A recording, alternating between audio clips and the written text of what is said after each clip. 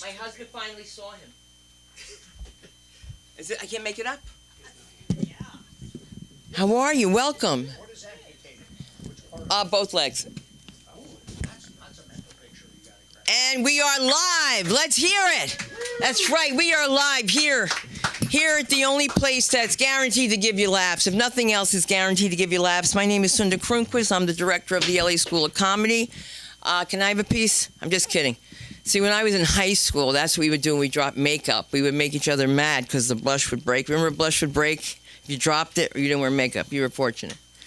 That's okay. I had to go to school at Racing Stripes. I had to, so I could look like Bruce Jenner, who always had cheekbones, and I didn't understand that. And somebody said something to me about my cheekbones, and I was like, that's called not having your molars, okay? That's what, no, they're being worked on. If you're new, molars are in the, of your teeth. So yeah, a lot of things have been going on. Good things, great things. We have an acting class here now, and I'm very excited about that. It's under the direction of Aaron McIntyre. It's called the Film Actors Cafe, and it's a great opportunity for those of whom have had acting classes. You always think you have it, but there's a part of your brain you have to exercise, you know, and I always get anxious because I can't memorize. I can't read with my husband or with anybody because they get like to the word, right? No, you missed a word. Do it again. Start from the beginning. It's like, forget about it. And now everything's self-taping. So this is a great place to come and do self-tapings. If you're trying to do like an hour special you're working out on, come on in, the water's fine. Hello there. And it's a great place to be. And by the way, I should advertise that I'm on Prime Video now. I don't know if that means anything different than Prime or Video or... That's a nice thing. It's called Live from Hollywood, and it's my first time like saying something nice because my friends are like, "Why don't you ever talk about it?" And I was like, "No, let them see it, and then say she's really crazy. Come on in. You're good. Oh, you're good. Okay." So give it up for our marketing director over here, who's playing double dutch over here on the board. Thank you, Billy Ramirez. My word. It's my phone number, 917. You know the rest. Okay. And then we'll get your receipt, or I'll text you. This is how accounting's done when you go to Catholic school. You just pray. It's true. Somebody said, how did you think you were going to pay? By a Hail Mary? And I was like, could work. You never know. 20, he's right. I'm stupid. I love when people say that, though, by the way. They come in. Some people who are, like, definitely from New York are like, that's it. And people from L.A. are like, you should be paying me. I'm like, what? We're trying to work this out together. So here we go. If you're thinking about classes here, the reason we do classes for people or coaching for people is your goal is a 5 to 7 minute set. That's what your goal is. An industry set. And an industry set does not mean that, hey, you know, I always riff when I'm on stage. An industry set doesn't mean, oh, every time I say that, I have to say, fuck right there or else the joke doesn't land. It doesn't mean that. It means that you're able to do comedy without doing all that. Believe it or not, you can do it. Not that I advocate clean comedy. I'm just saying if you want to get the job. So here, you can do whatever you want. If you want copies, if you need editing, if you need reels, I cannot help you. But he can help you. This guy over here can help you. Hey, welcome back. Where the heck have you been? You know what I'm going to do? Because I'm a little late and my mouth's a little dry, I'm going to bring up America's Sweetheart for a few minutes for entertainment. Let's give it up for the one and only Mark Saffron. Let him hear you. Oh, Jesus. Oh, Jesus. Keep calling. He'll come. Now we know. I can't say it as good as you. Yeah. Let's see. 2 planes in 2 days. And a helicopter. Is it too soon to start making jokes about DEI? I mean, everybody's pointing it out in the news, you know. When Trump gets up there and says, well, you know, they have been concentrating on DEI rather than running the agency. Some lunatic gets up and says, he's just saying that to blame it on brown people and black women because he's covering something up. For God's sakes, he's only been in office for 10 days. And how in God's name did he make 2 planes come down? It's rough.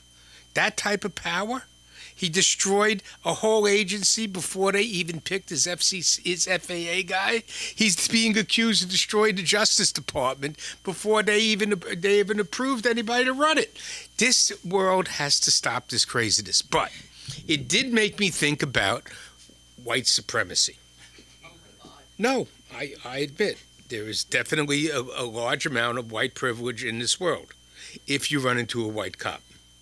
Because I have noticed that I've never been really stopped by a white cop. Well, one guy stopped me at the bridge. He was a prick anyhow. I mean, he was Irish, so that didn't count. Anyhow, so I've only been stopped by black and Spanish cops. And they have been very nice. They never cared about my white privilege or anything like that. In fact, I got arrested.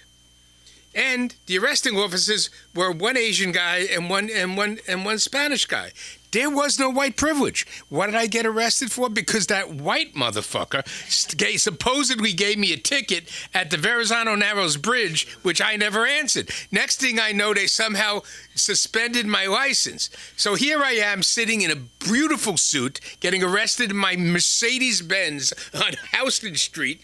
All right, and this lieutenant wouldn't let me go. Go. They're going through all this shit. I turn around to the officers. I said, God, after I get out, I said, come on, I'll take you out for steak. They go. Well, they look at me, and two of my associates were sent down to make sure everything was going cool. And but no one's embarrassed. It's a joke. I mean, everybody took it as funny, but it wasn't. But we got them later. So they arrested me for driving without a license. I got off that one. That was easy. And then what we did is we waited to make sure that the cop who gave me the ticket was retired. All right? And he was. So once we found out that he was retired, we had a friend, my partner's ex-partner was a judge at the DMV. So we switched it to his courtroom.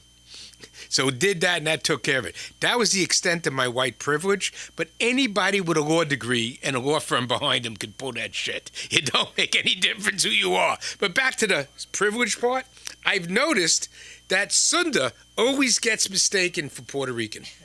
Every time she gets into it with the police, they're calling her a dirty spick. Always. So I've seen it happen. Here I am. We're getting into a fight. We're coming home from a party with, of course, our policeman friend. And his kid is performing the thing. We park down the street, right? We're in Manhattan. And there's a big ruckus by this bar, all these underage kids. And my wife has to get into it with the cops because there's some girl slaying in her own vomit, underage drinking. So she's taking pictures with her camera, starts a whole ruckus. Then the sergeant, white, Irish, on the phone, with his girlfriend probably. He went ahead and he wanted her arrested. And then here she is getting beaten up by these two big black cops calling her a spick. I don't understand it every single time. So what really is it? So do I have white privilege? Yeah, when it's a white cop. Well, they don't know who you are. Does Sunda have, white privilege? She's not white. It don't work with her. She's always getting beaten up by the same black people. All right? Maybe there's something wrong with the way we all look at everybody else, and we should take a step back, and stop worrying about who's what and what their color they are. Listen very carefully. All cops are assholes, especially when they have to make that ticket quota. They don't care who you are. In fact, I just heard about a whole bunch of state assemblywomen refusing to get out of their cars. No, that's not going to work. You were stopped for driving intoxicated with a broken taillight. You're going to get it. But they don't believe that. They think it's because of racism. Because Sonny Hostin has poisoned the world. These people watch The View. So what's the perfect example? My daughter's 23. Sorry if she's listening. But she said, I don't discuss current events with them because I'm always going to get something back that I feel compelled to answer with facts and decide that it isn't worth the emotional turmoil. All right. But this time it was kind of interesting because she comes up and she says to me, do you know why that plane crashed? It's because Trump fired all the air traffic controllers and stopped hiring in the federal government. I'm thinking to myself, well, where did she get this shit? Instagram, TikTok, yeah. But unfortunately, who was the root cause of it? Other than Joy Reid? Probably Adam Schiff. Turn down. I mean, at the end of the day, the minute these people start spouting these stuff into the ether, they forget that the social media is one big megaphone. Or worse, it's a kindergarten game of telephone. Thank you very much.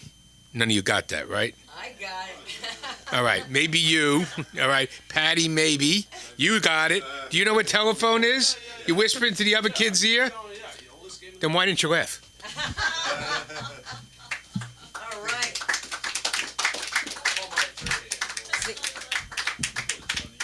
Mark's the kind of guy I would have dated when I was younger because he had seatbelts. That meant you had money. That's funny, right? Do you remember seatbelt? Your phone? It's in my pocket. I'm kidding. Is that the cops? Okay. All right. You know that's a true story he's telling you, right? I had to go to the Tombs. Have you ever heard of the Tombs? It's the first jail ever made in New York. And it's the Tombs for a reason. I was in the Tombs. And with all my jewelry. I couldn't believe this. I couldn't believe this. Do you imagine this? And my kids were there when I'm getting the shit kicked out of me, okay? So while I'm in a cell, I hear all cops are assholes. And it's my daughter, okay? And I know it's my daughter. And the other two guys are like, don't talk to her. She's a cop. Come in. We're packing. Hey, my man. New York City's in the house. Dustin, how are you? Dustin's have a seat. Dustin's part of our writing group, by the way. Dustin Chelfin is here, thank God. So glad you could make it. As I proved to them how important it is to be from New York and what you do. You know, as a matter of fact, I know a lot of you guys are new here, and I don't know if many of you know who Dustin is, and I don't know if you guys are going to New York to perform. How many of you performed in New York? So that's something we're working on, too, where this group goes there. You know, he could play Jonathan Kite's brother in the back. I was thinking about it. Like far away kind of thing. I'm always casting. I'm not. It's this thing, always. And then they'll be like, who's the guy with the beard? And I was like, that's not a guy. It was me. But anyway, let me just keep this going for a minute before I bring you up, because there's a few people that haven't been here for a minute, and I can't wait to see them. Let's give it up for the comedy of Van Williams. Van, there you go. And the light comes on. And you have a 2-minute break. Fabulous, thanks. Oh, this is just perfect. Hello, everybody, all the funny people. So it has been a while, and I have been working on some new stuff, so I brought my notes. Yes, and I'm all right with that. And with this rowdy crowd, I think I'm going to start with the rant portion of the show. So by round of applause, is there anyone else here who's just about had it with those crazy-ass, over-the-top prescription drug commercials? Yeah, not just me. Yeah. First of all, TMI, too much information. There's a woman out there right now who is boasting and sharing information. Last year I had 47 urinary tract infections. And her boyfriend's standing right next to her. Yeah, UTIs aren't the only thing you're sharing. Too much information. I don't want to know if you've got dry eye, red eye, pop eye. I don't need to know. I certainly don't want to know if your colon cancer test has you shitting in a Ziploc bag, putting that bag in a box, sending that box on a UPS truck. Your shit in a box could be sitting next to Grandma's cookies. It's a visual I can't get out of my head. And now you can't either. And I will take a step back. I don't know. See? You did not. Oh, Grandma's cookies. Don't eat the cookies. All right. And I really don't want to be insensitive to anybody's situation, because we all got something. But in the ancient days of black and white TV, the worst ailment you could get was Excedrin headache number 12. Yeah, poor Madge. She had it. She had it all.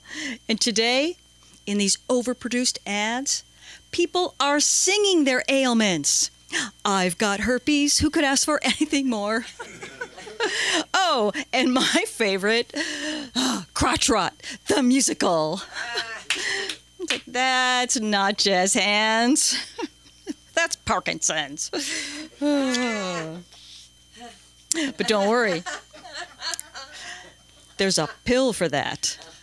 Side effects may include swelling of the lips, tongue, or throat. If these ailments happen to you, call your doctor. How? They did not think that one through.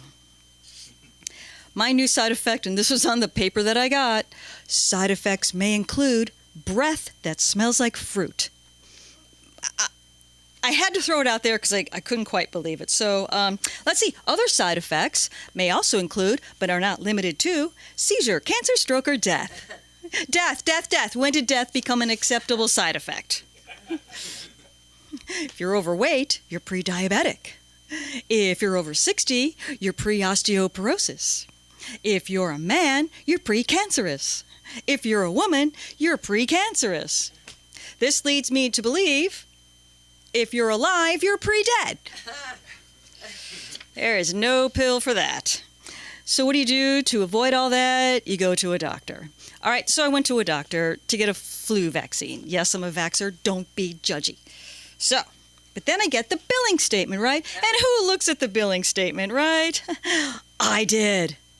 Okay, so I read the fine print. For that vaccine, UC LA Medical charged me $1,414, $135 for someone to administer that shot, and $13 for that little needle.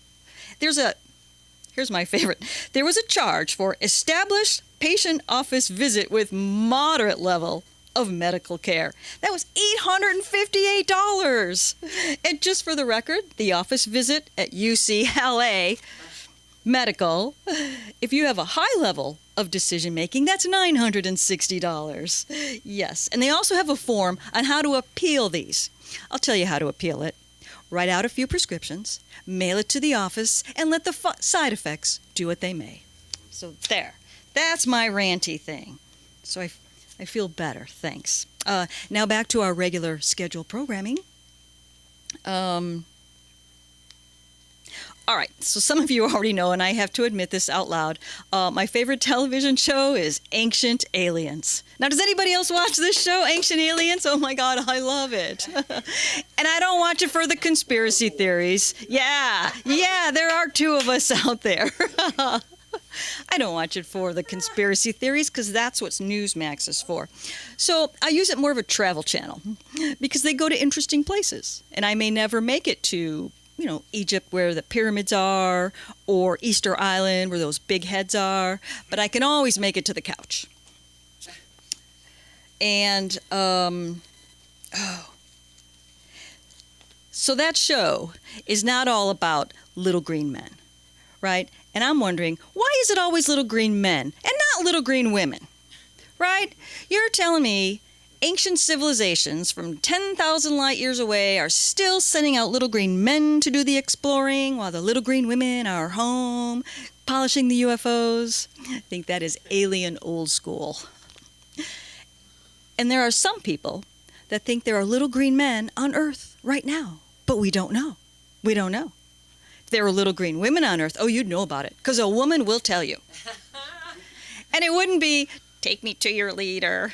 It'd be more like, we are taking you to our leader, Oprah. Now, I'm not saying Oprah's an alien, but there's nobody else like her on the planet, so we don't know. And it finally happened after watching this show for a very long time. I actually saw a UFO. My very first UFO was in Studio City, and the light was going by, and it just disappeared. So I was telling a friend of mine, we were having lunch, and I was telling her this. It's like, I saw one up in the sky, and it wasn't just me. I saw it, Mr. Husband saw it, valet parking guy saw it. It just went across the sky, and it disappeared. And she leans over the table and says, you mean to tell me you use valet? Old school. Oh, where else do we... Okay, there's really only two kinds of people in the world. Those who are over 50 and those who are under 50. That's it. What's the difference? Under 50, metaverse. Over 50, Metamucil. So this makes 50 the peak of life, right? And at 50, your younger friends, and by the way, this is the only time 40 will be younger, your younger friends will throw you one of those over-the-hill parties, right? And they give you those crazy-ass gag gifts. Oh, here's a walker. Here's Viagra. Here's some wrinkle cream. You know what I say to that? Thanks. That shit's expensive. And when you're really, really, really old and you need, a little daycare help, they call it your golden years. It's not called your golden years because you're precious like gold. It's called your golden years because, like gold, you cost $2,800 an ounce to keep around. So let's see. My preferred pronoun is old school, not old lady. What's the difference? I am old enough for Medicare, not old enough to be a United States Senator. Right in the middle, like a senior tween. Oh, let's see. Okay, now senior citizen I think is too broad of a title because that's between 55 and 95 plus. So I think that is too much. Now, and it varies. You can get a discount on pancakes at the IHOP if you're 55. So I ordered the old lady discount pancakes, and the guy asked me for an ID. He asked me for an ID, and I said, why? Is there a street gang of Gen Xers trying to scam you out of a short stack? I'm going to leave it there. Thank you very much. My name is... Yes, thanks. I'm Jan Williams. I'm on Instagram, Jan Williams Comedy. Thank you very much. Thank you. That was nice. Try to follow us and like us and do all that stuff that we like to have you do. Listen, we're in for a treat because I have someone that's doing a class here that's, works here. He's back. He's always busy. But I thought you should have a little New York flair right now. Do you have a few minutes to tell them what you do? Dustin Chubb. Give it up for Dustin Chubb, ladies and gentlemen. New York City. Yeah. All right. I love this vibe. It's very AA meeting. With the folded chairs and the misery. I love it. I'm actually sober. 17 years coming up in June. It's like, don't clap. I'm not happy.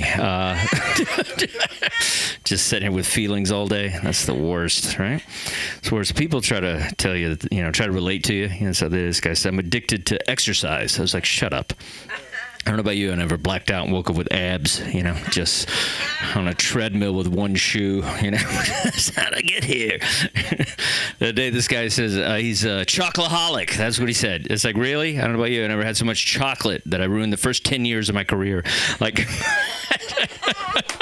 had so many Hershey Kisses that I had a meltdown on Last Comic Standing, you know what I mean? Just not the same. This guy said, this chicken sandwich is so good, it tastes like crack. And it's like, really? Is it that good? Did you pay for it with your grandmother's jewelry? Because that's what crack makes you do. I feel like we were bred to be addicts, you know what I mean? Like when we were kids, we had candy cigarettes. Remember that? Remember that? And walking around puffing on a candy cigarette with your Star Wars thermos. Look like you just got out of your union job. You're 7. Just hanging out. Cool. So I am a comedian. That's what I do. And I started in New York, which is, I've been here 4 years. And I'd like to just kind of share everything I've learned in comedy with people. And that's the big thing. I'm part of some big tours. I work with Nate Bargatze and the arena tours. And, I do a lot of stuff. I've written for people and done a lot of fun things in comedy. And so Susan and I, we've always known each other from New York.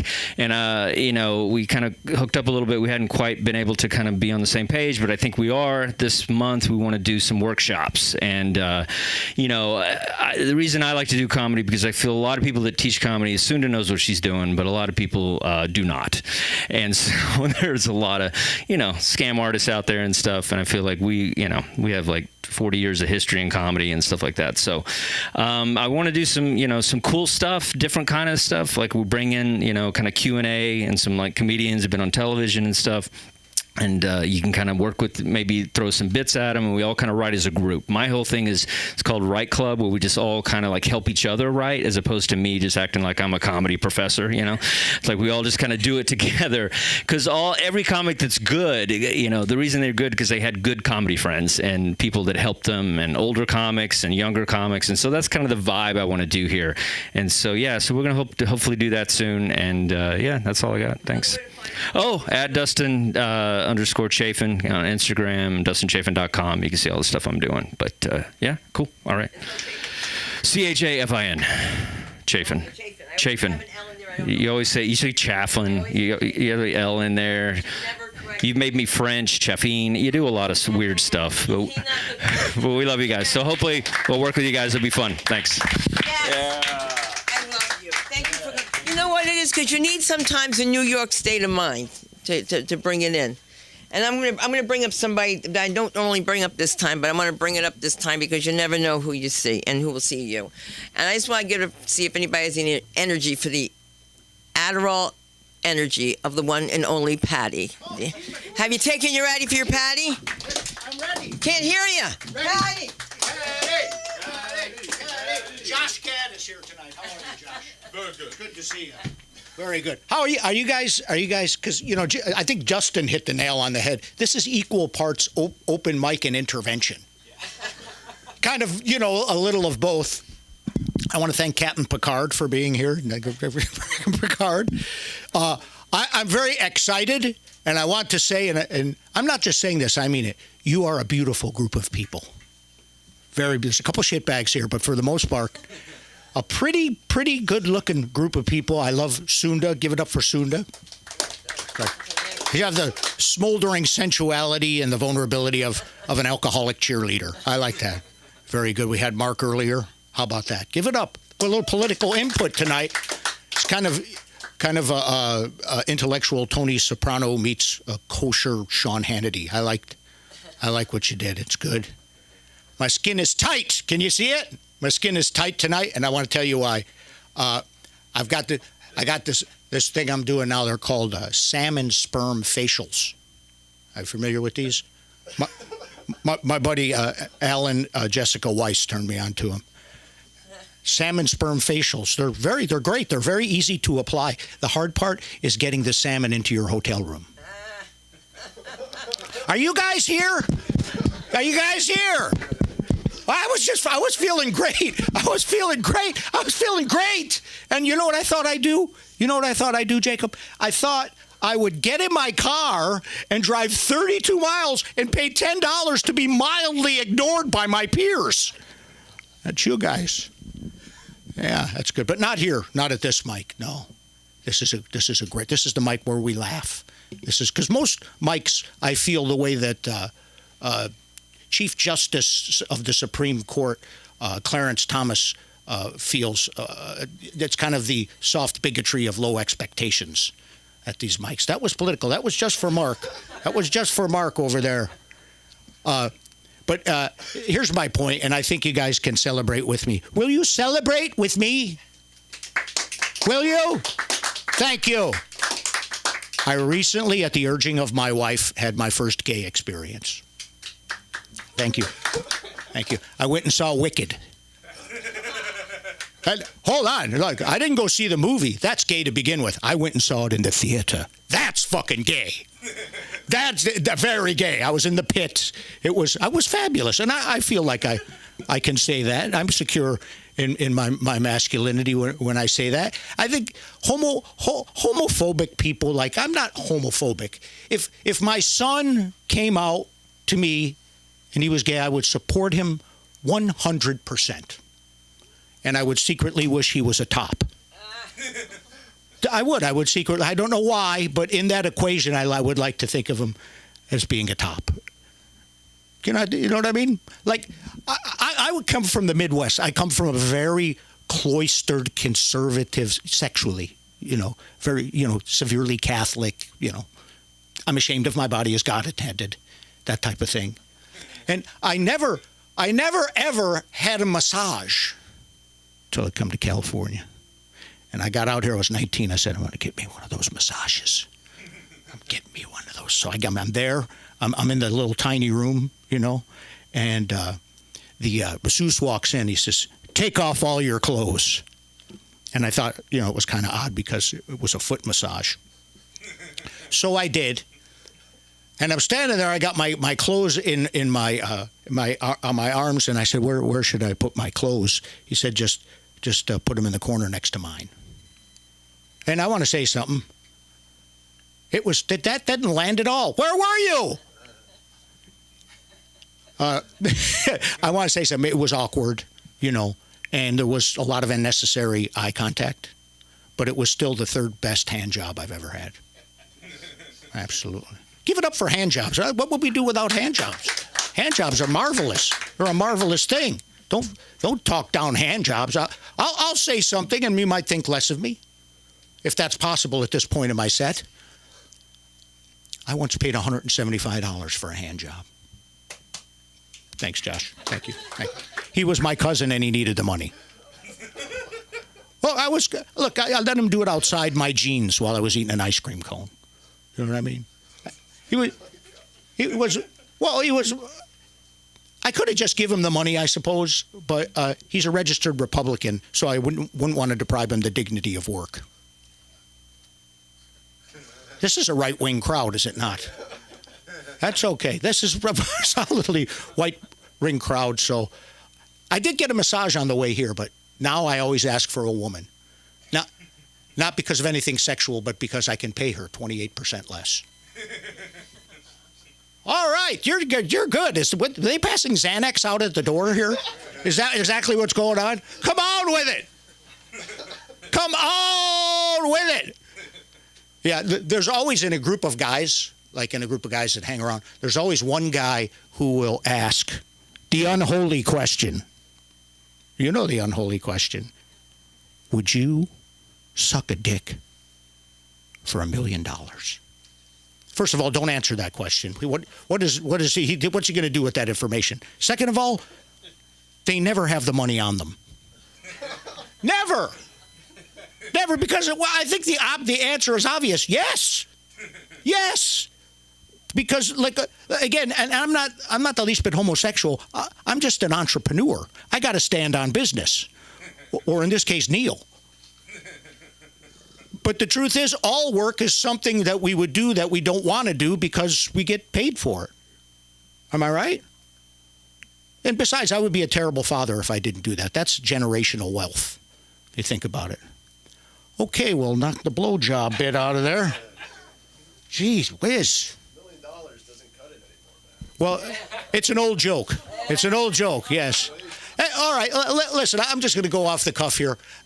How many people are happy with the gentleman who was inaugurated 9 days ago? Mark, we know how you feel. We know how you feel. Okay. And by the way, I have friends on both sides of the political spectrum. It's good to have, raise your hand if you're an asshole. Okay, raise your hand if you have friends that are assholes. Because guess what? Everybody is someone's asshole. I love Mark. He's a friend of mine, but he's kind of an asshole. He's a lawyer, so he does it for a living. But sometimes what we consider an asshole, they get things done. Donald Trump,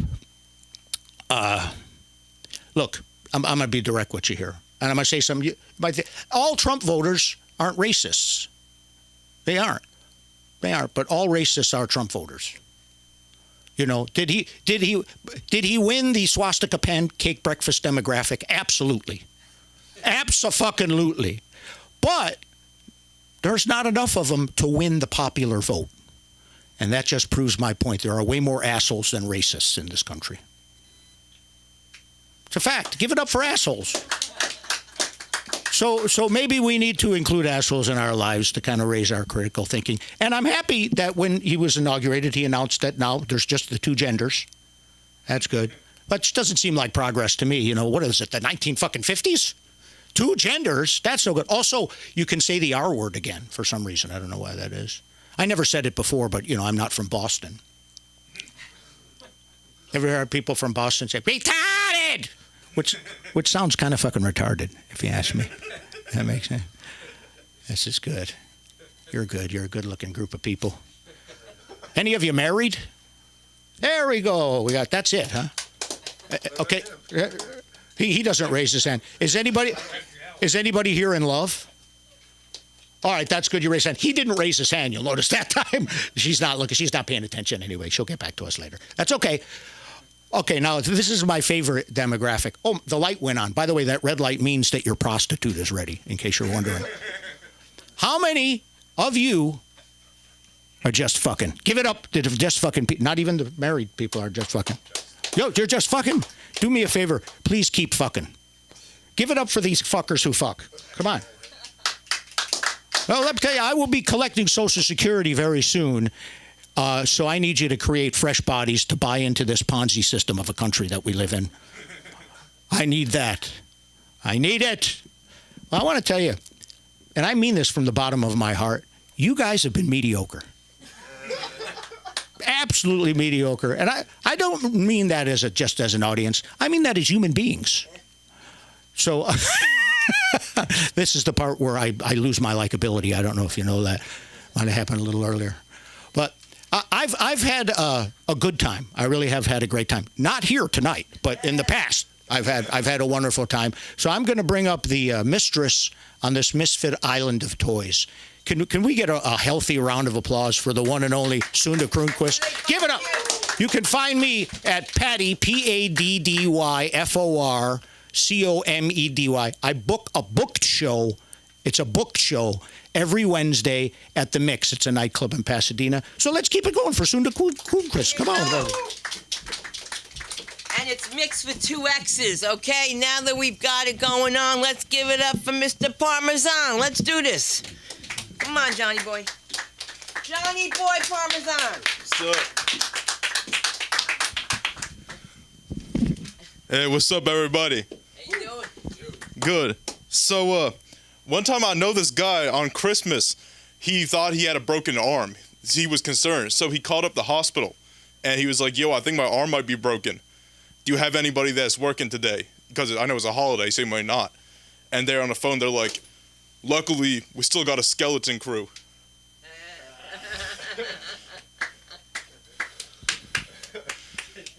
Yeah, they needed to get 5 doctors to come together and work together to fix his arm. It was a joint effort.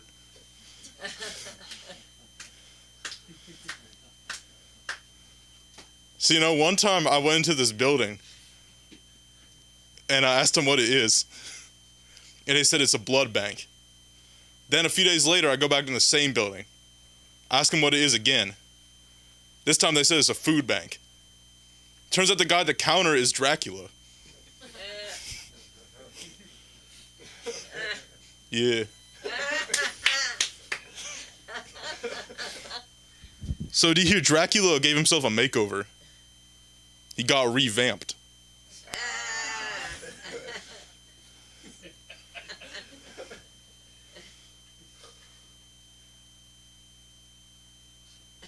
Yeah, so other people, they were talking about how you know if there's little green men on Earth, I think there actually is already. It's called an Ireland.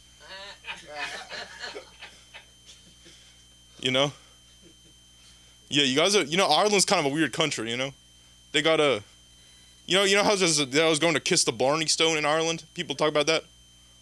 What people don't know is the Blarney Stone is the only real rock in Ireland. All the others are shamrocks.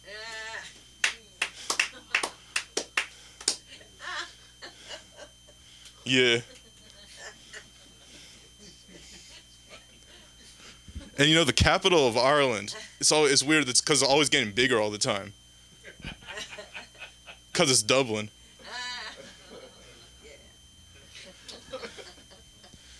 Yeah. So one time there was a short Irish guy. He had a degenerative nerve disease, and he became the leader of a tribe of Mongolian warlords. And his name was Leper Khan.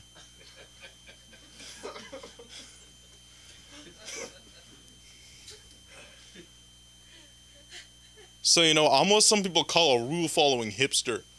I follow rules that nobody else does, just to be like more hip with the trends, Like when there's a speed limit, I go the speed limit. I treat it as a limit.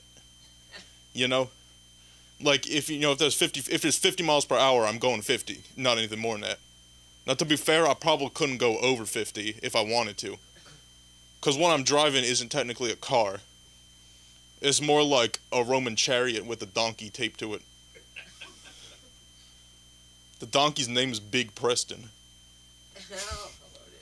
Yeah. It used to be called Small Preston, but I had to rename him because he got larger in size for the accuracy. Yeah. So you heard Coca-Cola, they're trying to add an additional CEO because they're trying to have 2 leaders.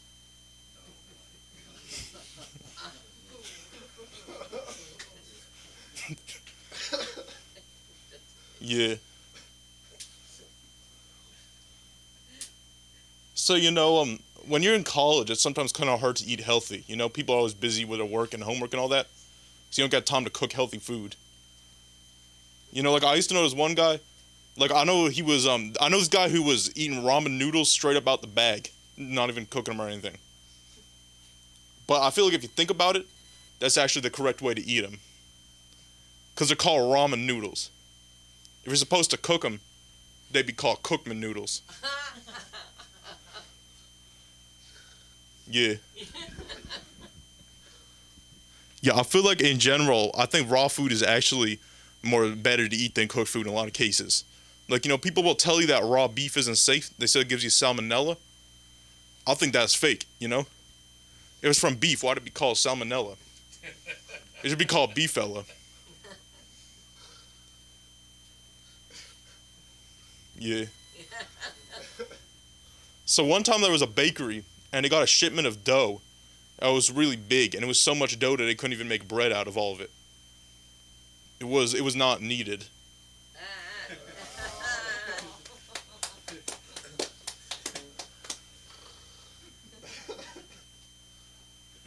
So one time I told some Egyptian guys to stack up a bunch of rocks. It was a pyramid scheme.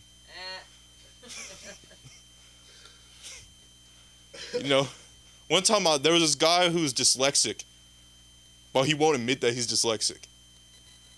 So I go up to him and I tell him, like, hey man, Denali ain't just a river in Egypt.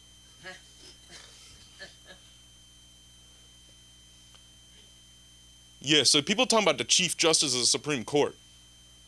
I was thinking, what if the Chief Justice was some kind of Indian chief? He's like, whoa, you are not guilty. Oh. Like Chief Justice.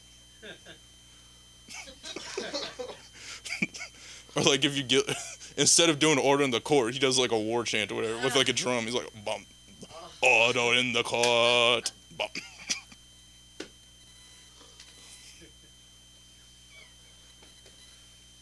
And nowadays they got some people that are pretending to be Indians. They're trying to get like into like the tribes, like they got free money like with the casinos and all that. So people are trying to tap into that money by being a fake.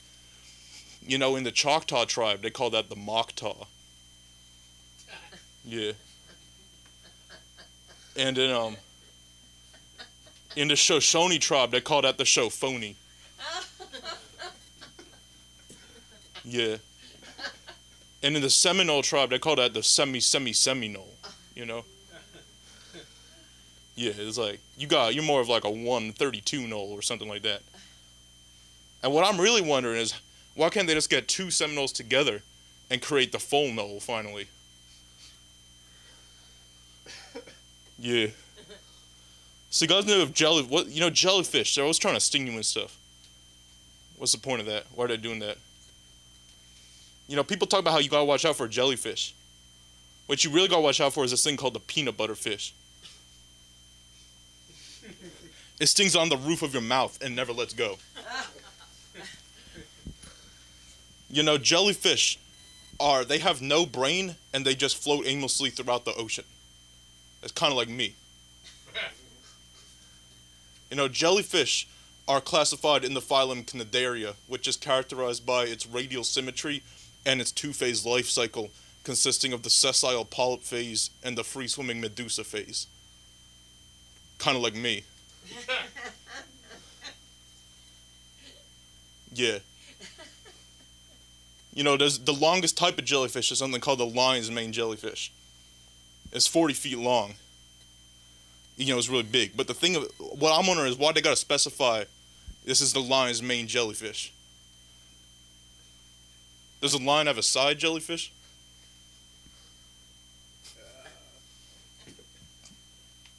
Because if a lion's got a side jellyfish, if it finds out, It's gonna be feeling kind of jelly. And that line is gonna be really in a jam. You know, cause the jellyfish is gonna come up. He's like, "Yo, I caught you lying, and I know that you're a cheetah."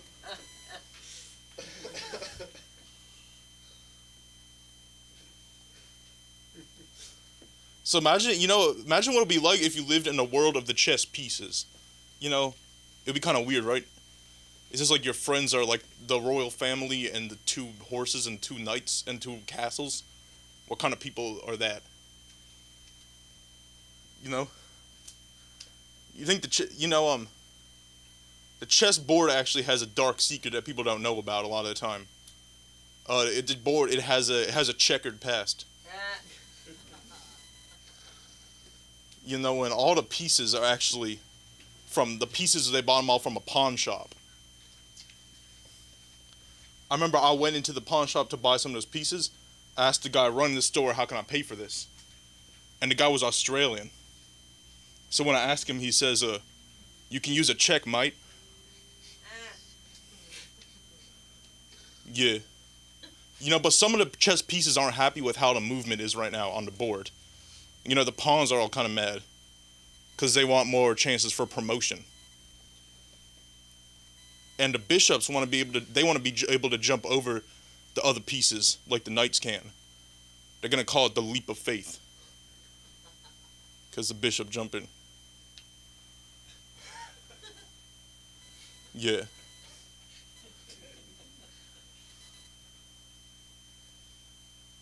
I'm going to check my note for a second.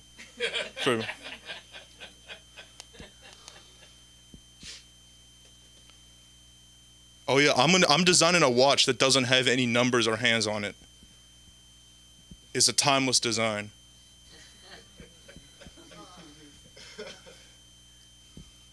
You know, I'm gonna be starting a new medical therapy where you just throw a bunch of needles at people randomly. It's called inacupuncture. I'm gonna check one more time, then I'm gonna.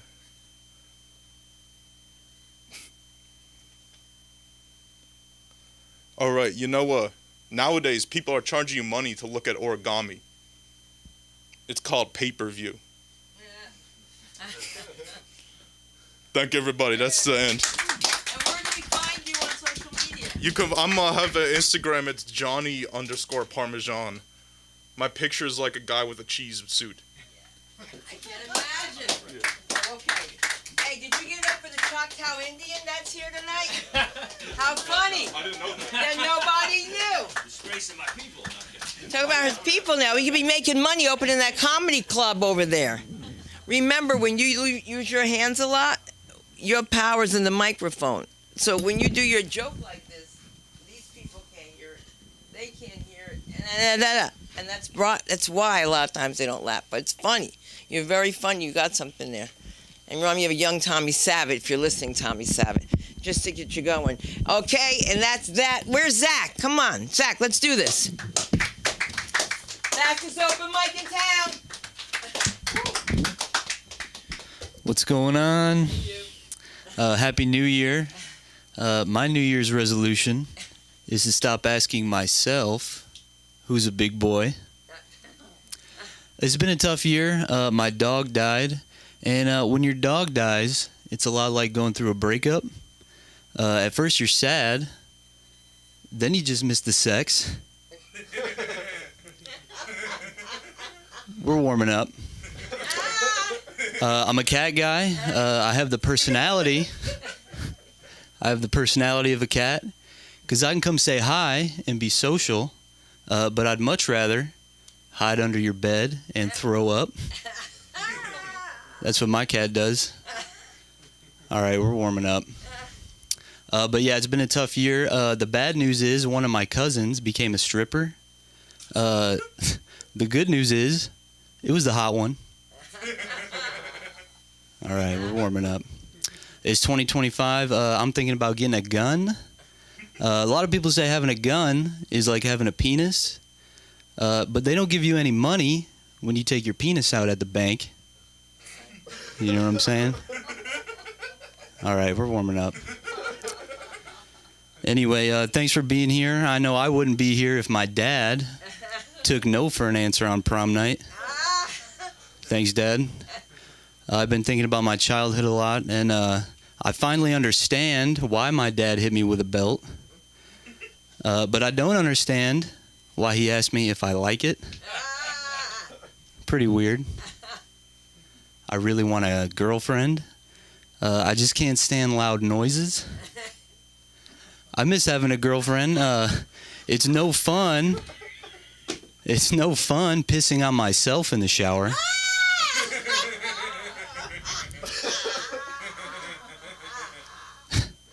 It's like, oh, another Friday night alone? Guess I'll give myself a Dutch oven. All right, we're warming up. When I was in high school, I had a girlfriend. It was a good learning experience. But honestly, I'll never date a high school girl again. I hate running into her in public. Last week, I ran into her at full speed. We're warming up. All right. My ex-girlfriend, she always wanted me to be more in touch with my feminine side. I was like, what do you want me to do? Get into a car accident? All right, we're warming up. Anyway, I'm over that now. Now I'm into plus-size models. Anybody here into plus-size models? 1, 2, couple people. I just learned that plus-size models, they don't say cheese when they take photos. They say more cheese. That's a good one. All right, we're warming up. Any Lizzo fans in here? Any Lizzo fans? If you don't know who Lizzo is a girl boss, which means she does not like to take orders, but she does like to place them. The bad news is Lizzo's always busy. The good news is she likes a lot on her plate. All right, we're warming up. Anyway, I'm really into cowboy culture, the Wild West, you know. Cowboys, they live on a ranch. Lizzo, she lives off of ranch. There we go. We're warming up. I've never gone to an orgy. Anybody here ever gone to an orgy? One guy. You know, I imagine going to an orgy, correct me if I'm wrong, but I imagine going to an orgy is a lot like your first day at a new school. You know, you're a little nervous because you don't know any of the kids. All right, we're cooling down. I've been getting into science lately. I'm reading a lot of science books. My favorite scientist is Neil deGrasse Tyson. You know him? I just read his new book on Afrophysics. Afrophysics. All right. In my spare time, I've been working on a dating app for gay Muslims. Any gay Muslims here? Didn't think so. You may have heard of the app. It's called Allah Akbar. You can go ahead and say it with me, everybody. Allah Akbar. Or not. I just wanted to say it twice. You know, my cat is dead. So now I get the litter box to myself. Pretty cool. Best part about having a dead cat is that now he doesn't freak out when I give him a bath. That's a good one. We're warming up. You know, I've been thinking about blowjobs a lot. I actually remember my first blowjob. My throat hurt for a week. I donated my sperm for the first time. Pretty weird experience because it's not every day I come into a jar. Unless it's a Thursday. On Thursdays, I pack my boyfriend lunch. All right, we're warming up. I'm going to end it there. Thank you very much. My name is Zach Pacer. You can find me on Instagram, Zach Pacer. One word. Thank you, everybody. P-A-C-E-R. Like the car. Okay, it's too old for you. Oh my God, you're so crazy. When you guys think that this is like Simon Says, wait until you get it. The comedy of the one and only Billy Ramirez. Let's do this. Can you cover for him?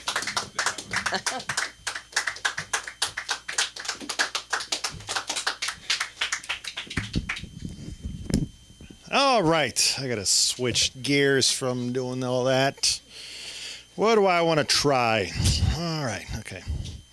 All right. So my name is Billy Ramirez. I'm in digital marketing. And I've been trying to get a new job in marketing and looking for the next step in my career. And I've been noticing some applications. Jesus Christ, I'm out of shape. Jesus, I just walked over there. I'm out of breath. Oh my God, I'm getting old. Like it just look at it. It says the shirt explains it. I'm a middle-aged muchacho. And then I started talking. So hold on, give me a second so I can breathe. Man, I just walk and then I just started talking immediately. And like, oh my God, I'm about to just keel over right over here in front of everyone. Just for safety, hold on. There we go. Okay, this is another one. Good. So I'm in marketing, and I've been noticing in job listings, some more and more for digital marketing jobs, listings saying that it's full time on site, 5 days a week, and I don't think I'm ever going to do that because for digital marketing, I've always worked in front of a computer. Like my job has always consisted of this charade where I have to go get ready, walk past the computer that's connected to the internet, it has access to my email, go get in a car to go drive in an office to go sit in front of a computer that has access to the internet, and it's connected and has access to my work email. So it's just dumb. It's not like, I've never been a power lineman. You can't, put up power lines from your bedroom. You can't, do security from your bedroom, or you can't do dentistry from your bedroom. Although you can. I've seen it on Instagram, but you're not allowed to, so don't. But all the jobs I've ever had, just I could do from home, and but I think the only way I would ever go back to 5 days a week in the office was if the office instituted recess. I think that'd be fun. Adults need recess, more and more playtime. Just imagine 2 recesses and maybe a lunchtime. And you're gonna see your buddies at certain times of the day. And it would also probably open up new fun opportunities for mischief and fun. Just imagine recess wraps up, okay? And then it's followed up by the quarterly all-hands meeting. And then all the big all the big C-level execs are sitting in front of in a conference room, and the CEO is taking the call from his yacht from somewhere else because, of course, the asshole. So then everyone's there except one critical person, and then it's like, all right, and the CEO says, all right, listen, is everyone here? Like, actually, no, I'm sorry. Jones, the head of finance, is not here. Like, why isn't Jones, the head of finance, here? Like, just tell me why. It's numbers. We need to talk. It's like, well, she's busy. Like, what do you mean she's busy? It's an all hands call. Tell me one good goddamn reason why she can't be here, or I'll fire everyone. Well, sir, it's because she's currently in freeze tag. Something like that. I think it'd be fun. I want some more mischief at work. Though I don't think I even want the job. That's the other thing. I don't even want a job. I don't know. I should have been a drummer from the get go. I've been a drummer for a lot longer than I've been a comedian, and that's why I'm not naturally comfortable on stage, because I've been a drummer for like 20 years, and I've always been hidden like back there behind my drums, behind amps and then people and instruments and then my drum set and cymbals, and then tucked back there in my own cozy little nook. No one sees me as the drummer. It's fine. I would read books, between songs sometimes, and then my guitarist would get mad. He's like, all right, this next song is called The Green Flash. Ready? I'm sorry, Sean. I was busy. I was reading about a caterpillar that got hungry, anyways. I don't know, but I keep applying for jobs and sending out resumes and cover letters, and that's just a silly charade, at least the cover letters, because, you already summarize your career in bullet points, chronological order, and then now you got to write a story about it, as a cover letter. And so, I don't imagine that a cover letter is ever, a bad cover letter has ever canceled out a really good resume. Like if you're, hiring for a rocket scientist, and you're interviewing, oh, hi, nice to meet you. Oh, you're the most qualified candidate I've ever seen in my life. However, this cover letter, I'm sorry. I'm just not going to hire you to make rockets because of your cover letter. I know it doesn't make sense, but that's just the way it is. But on the other hand, I don't think has ever a good cover letter just overshadowed a really bad resume. Just imagine, you're hiring for a very important position. Then you meet the person, like, hi, nice to meet you. What's your name? Juice? Your name is Juice? Oh, okay. Oof. All right, let's see your resume. Okay, Juice. Whew. It looks like here, like you haven't had a job in the last 28 years, and the last thing you did was run a video rental store in Davenport, Iowa. Is that correct? I got to tell you, Juice, this is the worst resume I've ever seen in my life. However, this cover letter, to borrow a word from your cover letter, I was enraptured, okay? So just based on this cover letter alone, I'm going to offer you the job. Congratulations. Tomorrow morning, you start as head of pediatrics at Cedar Sinai, you know? Like, that's never happened before. Like, enough with the cover letters.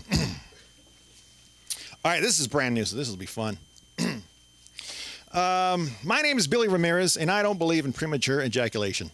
I don't. I mean, I believe it exists. I'm very, very well aware of it, but it's premature based on what?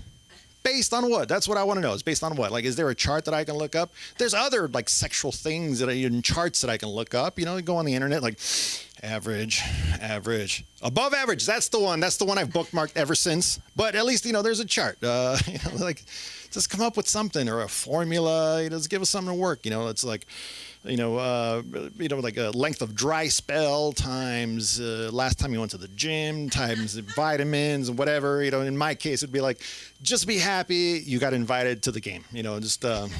Or maybe some weird situations like trip to Thailand 18 times in the last day. These types of drugs. 4.5 hours, really. There's no chart. Give me a chart to look up. It's I don't get it. Premature ejaculation. It's like, I hate the term because it's like being invited. How you doing, sir? I'm talking about premature ejaculation and how I'm dealing with it. It's like being invited to a really fun party, and then you arrive at some point, and then whoever invited you gets mad. Like, wait, what are you doing here? You came early. Like, well, when should I have come? Not now. Well, could you tell me exactly when? Like, no, you're just kind of supposed to know. It's like, that's annoying. Just tell me how long it's supposed to be. Anyways, but it's just ejaculation. It's like, I don't know, but I think it's circumstantial is the thing. Like, if I didn't go to the gym earlier that day, and I was going to have some fun later that evening, and then there's variables turned in. That's why we need a formula. Like, if like stockings make an appearance, like, I love stockings, especially if she's wearing them. But if that's something like there's a variable, and I should know. Okay, based on this variable, is how long it should happen, or But if I've been to the gym and it's my first time at bat, I like to kind of think of them as at bats. I'm not going to hit a grand slam, a home run, but I'm going to make good contact if I've been to the gym earlier that day to burn off some excess energy, and I'm going to, maybe drive the wall to deep center and have a standing double. All right, we can start from there. It's just like I said, I treat them like at bats. Like I'm not the type where don't ask me to bat lead off. Okay, first one is not. I'm sorry, I'm going to strike out. If I'm lucky to make contact and foul. But later on, as I get used to it, I don't know. But maybe I shouldn't be worried about that because I got to be honest with you, that's not really the strong point of my game, anyways. Let me just put it this way: I may not know how to tie a cherry stem with my tongue, but I can lick an envelope like nobody's business. Thank you. My name is Billy Ramirez. You can find me at billyramirez.com. Please welcome back to stage Sunda Cronquist, and I got to get back into producer mode. Hey, you can say it though, thank God, because people say Cronquist. Oh, by the way, I was doing some SEO work on your website. Your last name was misspelled on your website, so I fixed it. Well, I'm so glad that we've definitely made it I was doing some. I pay attention to my website. That was part of the joke, because I have no website. All right, she's gone. You guys having fun? That's what I want to know. If you could find a faster one, if you could find a faster open mic, please let me know, because I am so far in the lead, okay? I'm trying to get up this ladder that belongs to Jacob. Jacob! No last name, what's going on?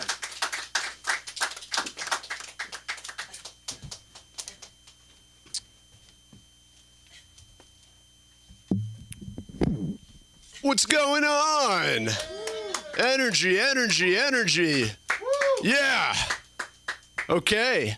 Look, I really want to, my goal, okay, if you're doing comedy and you don't have a goal, you know, I believe you're just an idiot saying nonsense. You got to have a goal with the comedy. And my goal right now is I'm trying to not use these sort of, you know, men, women, sex, dating. I'm trying to move away from that as sort of a crutch, you know, but, I'm trying to go more of the original creativity route, like, you know, Seinfeld, you know, what's the deal with airplane food? You know, and the first time he said that, everyone went, wow, I never thought about that before. What is the deal with airplane food? So I'm trying to get the next original bit. So we'll do that at the end. I'm going to talk about Jesus and weightlifting, and it's all going to tie together somehow.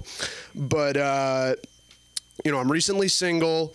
My now ex-girlfriend, when we first met, you know, she stayed over one night and she left early to, you know, was in college, and she had some class, and she, there were some clothes out, and she like folded up her, you know, sweatshirt she borrowed.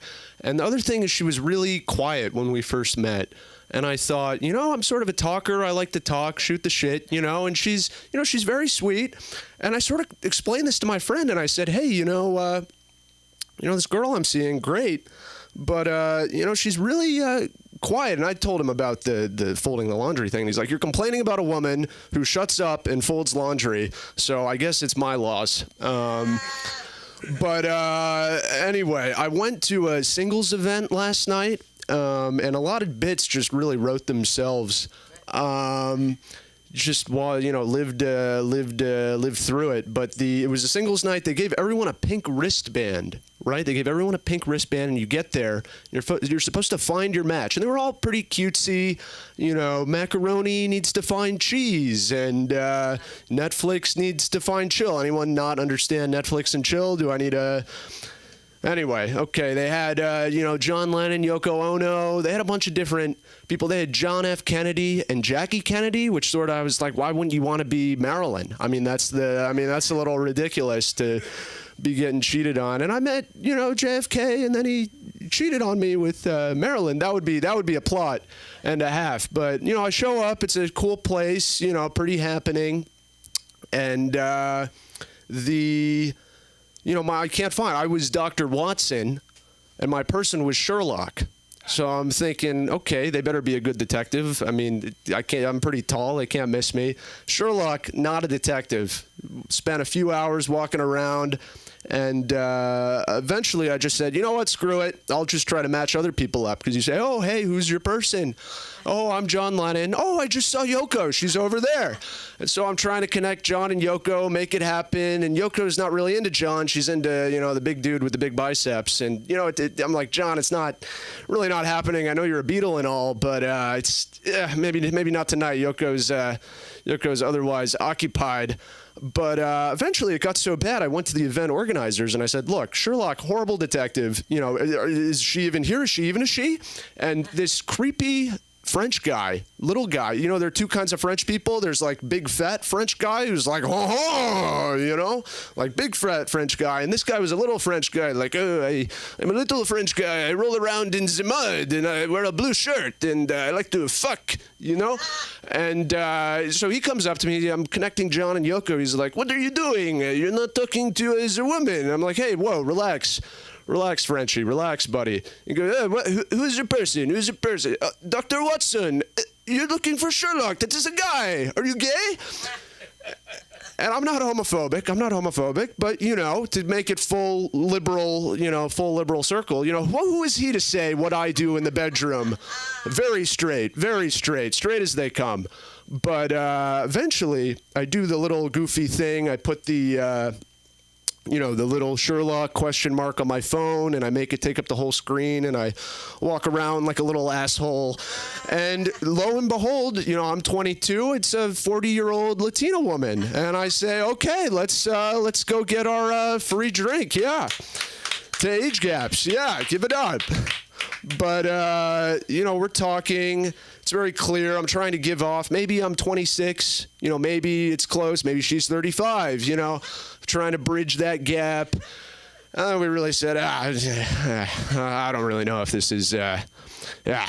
Anyway, but the thing I was thinking about is, I've been going to the gym more, trying to go. I like the gym. I like sports. Straight, very straight.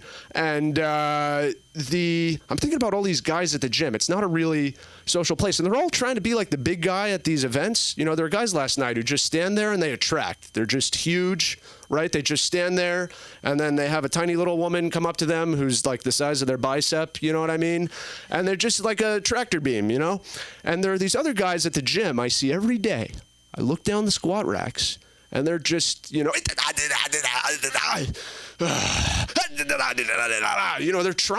trying to be the big guy. And it's not a very, I'm not encouraged. I don't think they have very good odds. It's not looking good for them. But, yeah, who said they had a New Year's resolution, by the way? It was a few people. Yeah, in the back. What was it again? Who's a big boy? That's a good one. That's a good one. But a lot of people have these mantras. Like, I feel like who's a big boy is one of them. But in the gym, it's like just do it, the Nike thing, every damn day. Like, wow, I do see you in here a lot, but I don't know if it's every damn day. But there's, eat, squat, repeat, little drab life, but. Some of them are like, never sleep, don't sleep, stay hungry. I'll pay you $10,000 so I'm hungrier and I go out and work harder. Which if I could be the CEO of that company, that's the job I really want. That's the job that I think Americans would be willing to do, is collect $10,000 checks from hungry people so that they stay hungry. Anyway, I'm doing a thing here. I'm doing a thing. Don't mind me. But, I've been thinking, one guy had a shirt that said, it was a little underwhelming mantra. It said, not afraid to commit.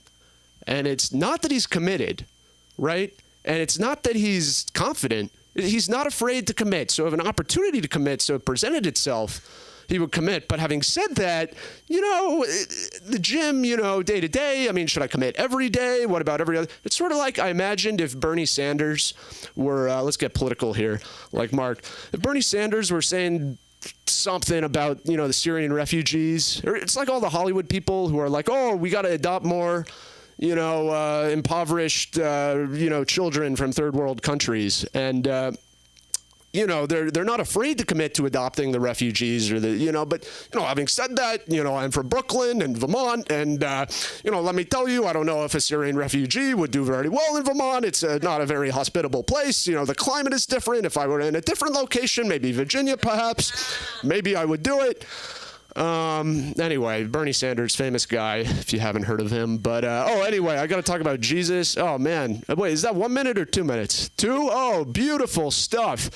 Oh, my goodness. Okay, so I'm thinking what would Jesus do, right? That's a pretty good mantra. And I'm trying to, I don't really know what he would do at one of these dating events. I feel like he would try to, turn a trick or two in the bathroom. Not like he'd want to show his stuff. He'd want to, turn the water into wine, da-da-da. But then I got thinking, what would Jesus do as a stand-up comedian? That's the real question. I mean, that guy, oh, man, he's got a lot of material to work with. So there's this guy, Lazarus. Not in a very good situation, this Lazarus guy. And so I looked at him, and, I talked to his mom. I got some details about how it went the first time. And he was dead. He was dead as a doorknob. He was not, let me tell you, he was not copacetic. But then I talked to, and then I raised him again. What was the deal with that? But I also feel like Jesus would sort of do some subtle plugs for Christianity in his set. There wouldn't be a punchline there. He'd just sort of go, I mean, what's the deal with this, God guy? And he gives you a life after death. And everyone in the audience, everyone's sitting around Jerusalem like, where's the left part? I mean, it sounds nice, but anyway, I have some bit that'll call preview. I'm going to do some sort of like Jerry Seinfeld versus Jerry Christ. I feel like we need to have a Jerry versus Jerry. Jesus will become Jerry. It'll be a whole big thing, but that'll be another time. Thank you so much. I'm Jacob McGregor. Always a pleasure, never a chore. You can find me on Instagram at jmachhaha, JMACHAHA. Thank you very much. Sunda. Oh, put it, yeah. You know how I am, Jacob. I'm not always so nice, like the comedy of Alan Weiss. Let's do this, Alan. Put this mic in town.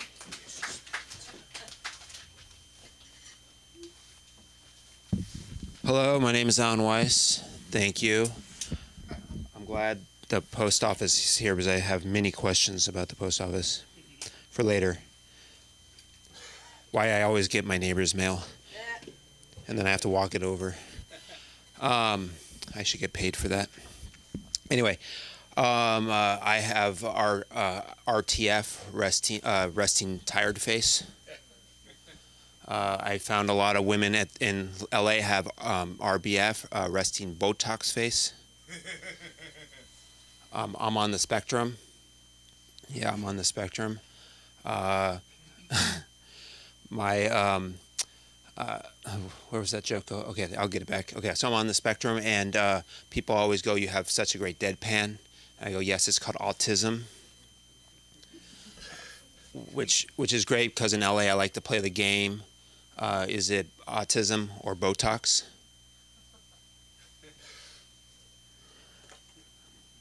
Do you think Jesus is into bondage? I'm going to hell.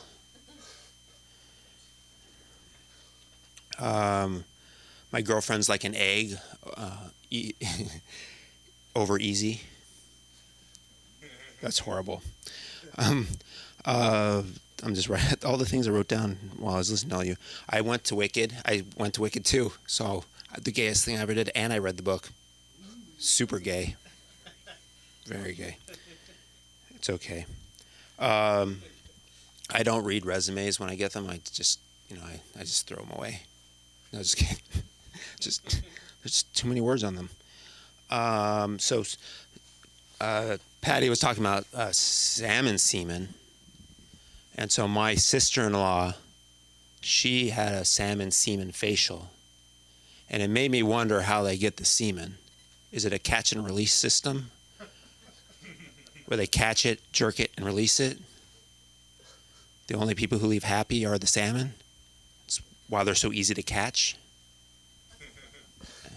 And then end up in the hotel room with Patty? I'm going to do some analogies at some point when I can find what page I wrote them on. I wrote some analogies for the hell of it. Okay, so bear with me because these are all new. So I wrote some analogies, okay? Getting skipped for the promotion after your boss quits when you were there the longest is like paying $250 to go to Disneyland, waiting 2 hours in line and getting to the front and them telling you the ride is closed. Getting skipped for a promotion after your boss quits when you're there the longest is like winning the lotto, jumping for joy, and then double checking and realizing you lost. Ooh. Sitting through a 2.5 hour meeting to go over taxes is like being stuck on the 405 freeway during rush hour while late for a date with a hot blonde. You have anxiety, you have road rage, and you probably won't make it. Being on a first date with a hot bombshell with a revealing top. Being on a hot date when a hot bombshell with a revealing top sits at the table next to you, right, is like being stuck on an international flight to Sydney with two deodorant-deprived men sitting next to you while the road next to you is empty. Being on a date when she unexpectedly says something racist is like getting stomach flu after a night out. You don't see it coming either, but when it does strike, run. Finding out your company is going under after you just started is like taking a bite from an amazing dish and finding out that you're allergic to peanuts. Or it's also like buying a brand new Lexus GX, showing it off on Instagram, only to leave the lot and totaling it. Driving a Tesla on full self-drive mode is like having sex for the first time. You hope you don't mess it up, and it gets taken away.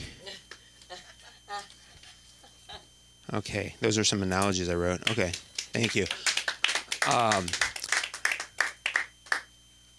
Okay, I had a 17-year-old car, and it died on the freeway. It died on the freeway. It sucks, and I had to get a new one. So I was like, I'm gonna get a nice car. So I went to the dealership, and I decided I'm gonna get a nice Audi S4, dark blue, light interior. And the dealer looked me up and down, saying, no, no, no. What you want is a Prius. No one wants a Prius. That's like you're going up to your spouse and saying you want sex. And she goes, no, no, no, no, no. What you want is to watch.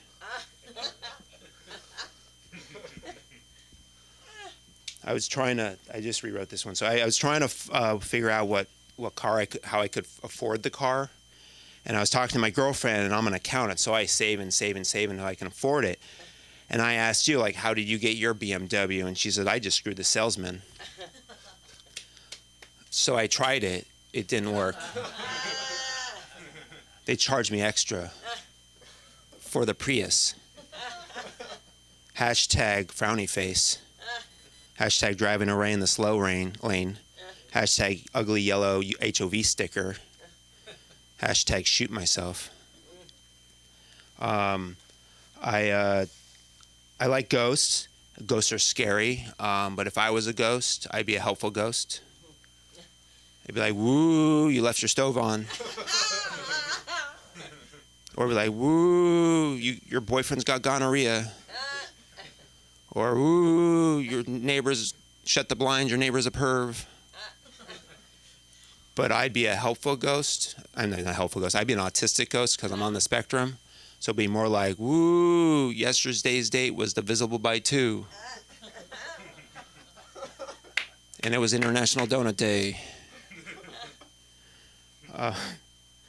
I was going to a therapist and I dumped her. And now I'm getting advice from someone new. And boy, is she difficult. She's like, I don't like the girls you date. I don't like your life decisions. I'm like, Mom, stop it. Okay, there, that one, rewrite, I like that, okay. I was in a derivatives class, Zoom derivatives class, so just a bunch of nerds, and mostly male. And there's this one woman there, and she slipped into my Zoom DMs. She started texting with me, but I don't pick up signals. So I didn't know. Until she was like, I'm flirting with you. Flirt back. Apparently I was her best option. I went on a date with her, first date, and she was intense. Super intense. She's like, I want to be exclusive. I just want to have to break it to her that I'm exclusive by default. Okay, that one. Okay, well, worked. We'll like that new right. Just all the rewrites I've been rewriting. Okay, 2 minutes. Okay. Here's the last one. Okay. I'm awkward and I'm on the spectrum. And I didn't start dating until I was 34. I know what you're thinking. Winner. I should have started dating earlier, but it was hard. It's hard to explain to a girl that you still live at home with your parents in a bunk bed with your brother. He's on the top and I'm on the bottom. It's a bit awkward because he's married. I was at a bar once and I was sitting next to this girl and it was going great, and this guy just kept coming up to us and annoying us and bugging us, and I was like, I just got so angry. I was like, stop it, man. He's like, hey, this is my date. So thank you very much. My name is Alan Weiss. You can find me at work, usually. But you can find me at Alan W. Weiss on Instagram. Thank you. And now, Sunda. And now, Alan, where are you performing next? You know? I have nothing planned. Oh, yes, you do. He's here a lot. Don't worry about it. Alan Weiss. And you know something? We take this comedy a little higher with the comedy of David Schneider. Let's do this. Start voting now. All right. Jeez. When the envelope said 17 cents postage due, I didn't think you were coming after me. Jeez. Well, my wife and I have been together for... Well, thank you. My wife and I have been together for 7 years. You know, thank you. You know why she's my soulmate? Why our marriage works? Communication, right? Fuck no. Not even close. Our secret? We love the same TV shows. Oh, it's like our love grows with every new episode. And to do my part, I got every pay channel there is. It's a little pricey, you know, but I believe to make it work, you got to invest in the relationship. Now, some of you single ladies out there are probably thinking, hey, David, how do we even go about meeting a guy like you? I'm here to tell you good news. It's easier than you think, all right? Next time you're on a first date, don't wonder what car he's driving. Instead, ask what channels he got. If it's just on demand, HBO Max, that's all right. It's okay if you're into guys who drive a Buick. Add Netflix, Amazon Prime. He's got potential. Listen, you could work with this, okay? But on top of all of that, he got Hulu and Apple. Well then, ladies, maybe the problem is you if that date don't end with a blowjob. Glad I could help. Now, having all of these channels comes with responsibility. You got to be vigilant. I learned this last month when I rented an old classic movie on Amazon for $3.99, only to find that it's free on Netflix. That sucked. I know it's no Greek tragedy overpaying $3.99 for the classic like Casablanca. Or Citizen Kane, #1 on Spielberg's list of greatest movies. What does suck? Overpaying $3.99 for the sequel to Caddyshack. Not quite sure where that one landed on Spielberg's list. But you know what I miss most about those old movies and old TV shows that they just don't do anymore? They'd give me a heads up when out of nowhere, there's a flashback. Right? It was old school with across the screen, 10 years earlier.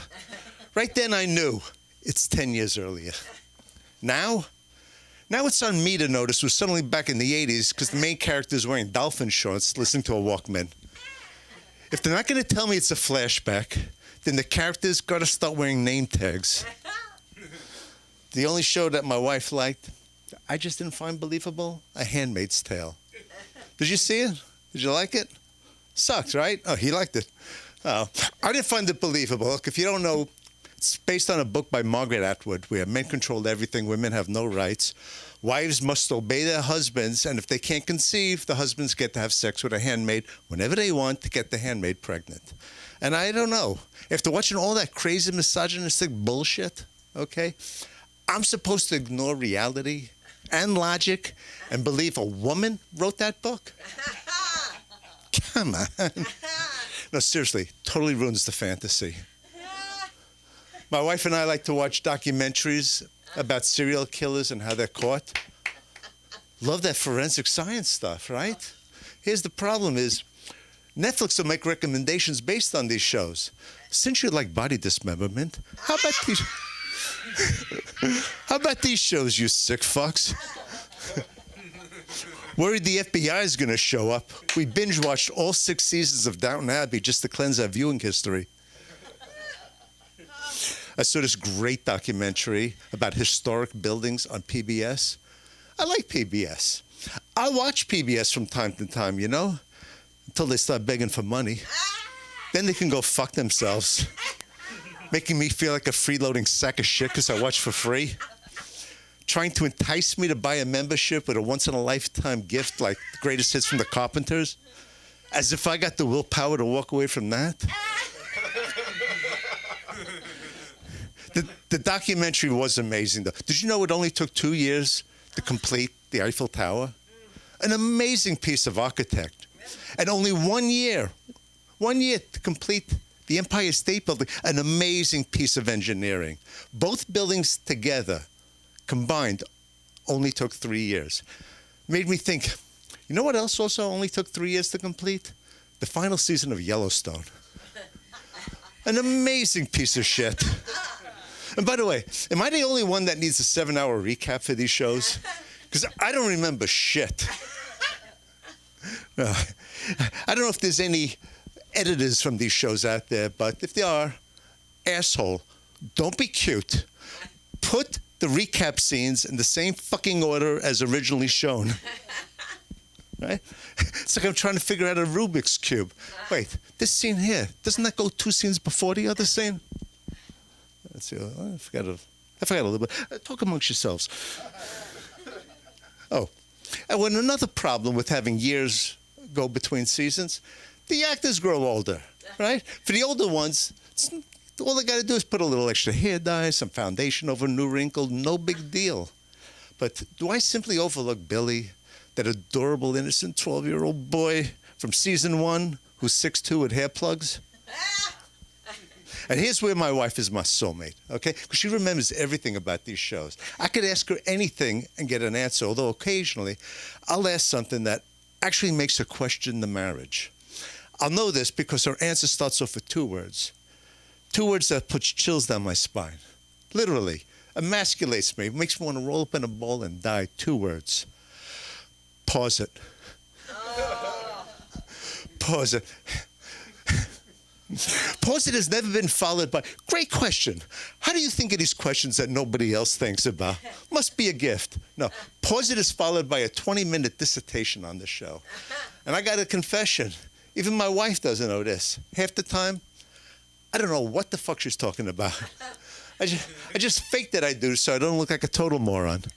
And that's all I got written. So thank you so much. You find me right here. There's no other place. Oh, I got nowhere else to go.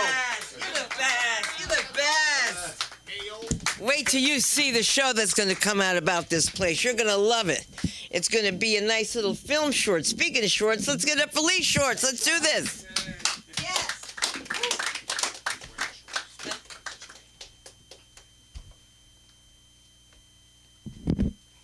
Thank you. Thank you. Appreciate it. But it's good to be here again. Well, I was going to do something different, but I don't think it's the right night to do it. I was going to... I can park my microphone, I'll show you. It's so much. It's I think I usually use my right hand for the microphone, but I think I'm gonna go left hand today. All right. No, my adrenaline's going right now. Yeah, I can feel it. It's pumping now.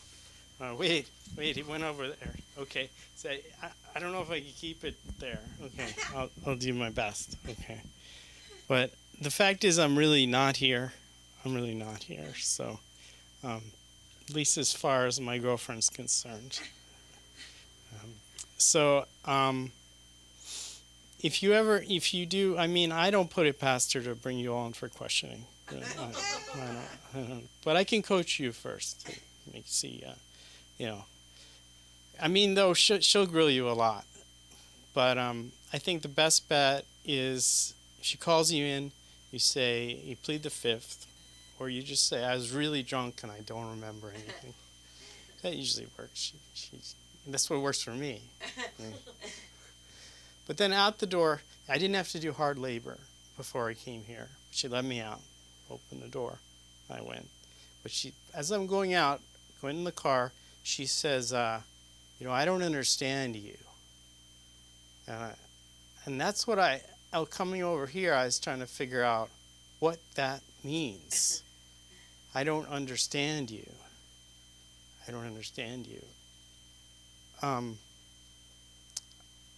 That was one of the worst things I've ever been asked or said. It was horrible. I mean, I've been thinking about it and I can't understand me. I don't understand me. So good luck. So, but I realized that, I mean, really 9 out of 10 times things do not work out well for me. And I'm coming to that conclusion and I live with it. I live with it every day, and that's okay. That's all right. But I think about maybe why it doesn't always work out. Besides being myself, and it's frustrating. It's really, But I was doing last night. Sometimes I regret doing just about anything, honestly, because it, as I said, it doesn't work out. So, simple thing I was trying to do last night.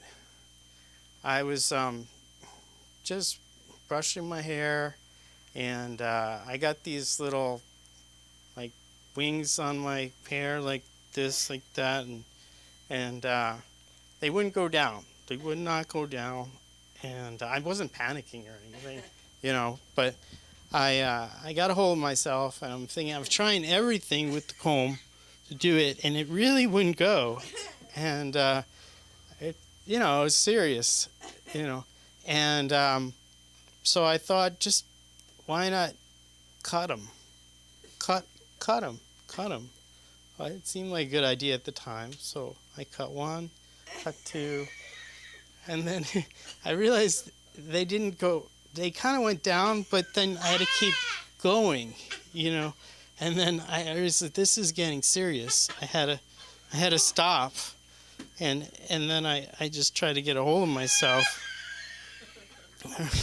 It was difficult, and and that night I tried to fall asleep, but it was eating away at me, because I know when I go to work tomorrow morning, I'd be like probably not fit for walking around in the public, And so I decided just to run over to a haircutting place and just pick one, anyone, just do it.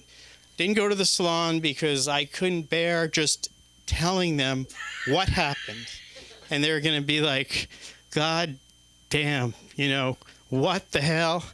And so I picked this little place, and little place around here, rinky-dink place, and figure they know nothing about hair. They'll just, no questions asked, express, just do it, and that'll be that. But I go into some place that's kind of like stuck back in the 80s, got there's pictures, black and white pictures of haircuts that went out so long ago. But then I'm thinking, that's good. That's a good thing, because then they don't know anything. So I walk in, it goes through, and met with this big, burly woman, blonde, kind of Russian, or Lithuanian, Eastern Bloc country, and she says, sit down. I said, okay. I sit down, and I'm about to try to explain, and I'm like, no, and she's like, what did you do to your hair? I said, it was a friend. They didn't know what they're doing. She's like, quiet. And then I was thinking, wow, what happened here? What's going on? This is horrible. I got to get out of here. And she's like, don't move. And I said, I'll try not to. I was shaking, and she's like, I was about to say, well, I like this. Quiet. She said, quiet. And then she starts to cut a little bit, and then she gets a phone call, and it's this old portable phone she gets, and then she's puts it like this, and then she's cutting like that, and I'm thinking, trying to think pleasant thoughts, and she's going like that, and then she gets a phone call. She's talking, and everything seems okay, and then she gets in an argument with whoever's on the line, and she's like, no, and she's going erratically now, and I was like, I'm feeling faint, actually, and then she's getting so mad, and she's like, stop, and I said, stop, I'm stopped, I'm not going, I'm not moving. She's like, go now, I'm closing, family emergency, go, so I run out. She kicks me in the curb. I just sit there and bewildered, not knowing what just happened, and trying to process the whole thing, afraid to look back even, because who knows what's going on in there. And I realized I just experienced probably the worst possible scenario of a haircut, and I went through it. And barring my hair catching on fire or her stabbing me, But somehow I made it, though. I'm here in one piece, which is good. Yeah.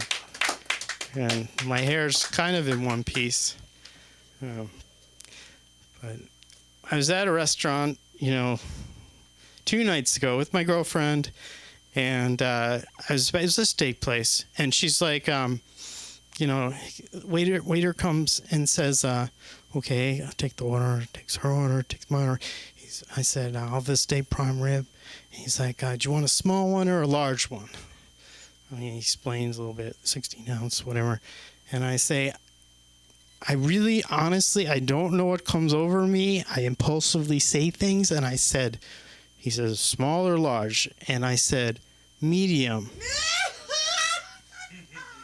And then he just tried to be nice, understanding, but he's tried to almost break waiter character and said kind of, no, we only have 2.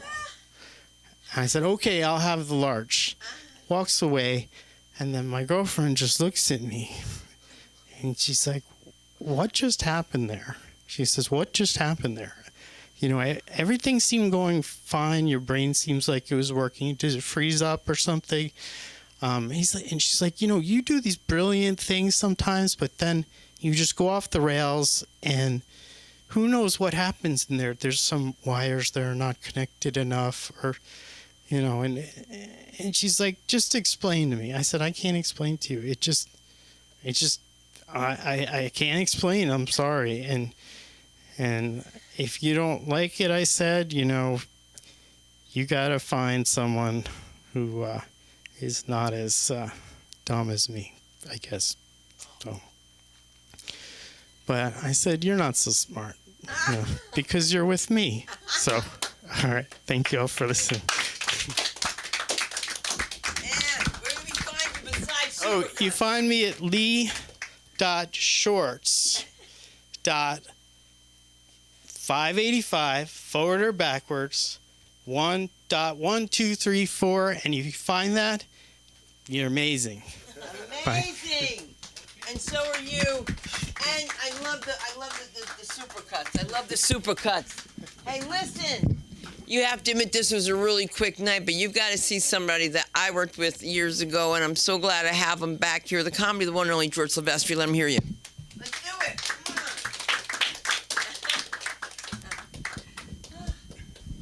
How everybody doing? All right.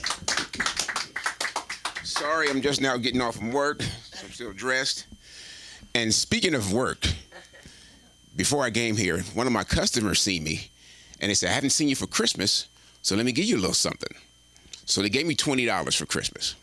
And I'm thinking, that's the same $20 you gave me last year. You ain't looked at gas prices? So I asked the lady, I said, look, you still get your blood pressure medicine in the mail? Be ashamed if something happened to it.